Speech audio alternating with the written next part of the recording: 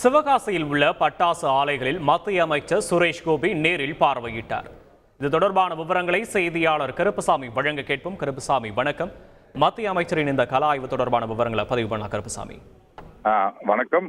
இன்று விருதுநகர் மாவட்டம் சிவகாசியில் பல்வேறு நிகழ்ச்சிகளில் அவருடைய துறை சார்ந்த நிகழ்ச்சிகளில் கலந்து கொள்வதற்காக இன்று காலை மத்திய இணை அமைச்சர் சுரேஷ் கோபி இன்று சிவகாசிக்கு வந்திருந்தார்.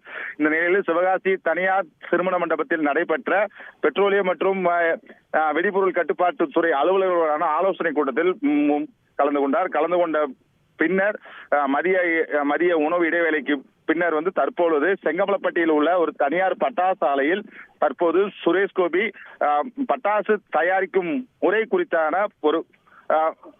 அந்த ஆலையை பார்வையிட்டு வருகிறார். பின்னர் இந்த ஆலையை பார்வையிட்ட பின்னர் அங்கு உள்ள பட்டாசு தொழிலாளர்களுடன் தற்போது அவருடைய பட்டாசு தயாரிக்கும் முறை மற்றும் அவருடைய தொழிலாளர்களுடைய கோரிக்கைகள் குறித்தான கலந்தாய்வு தற்போது நடைபெற்று வருகிறது.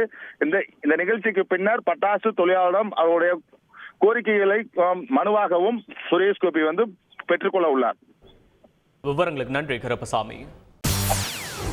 செய்திகளை உடனுக்குடன் தெரிந்து கொள்ள உடனே சப்ஸ்கிரைப் பண்ணுங்க.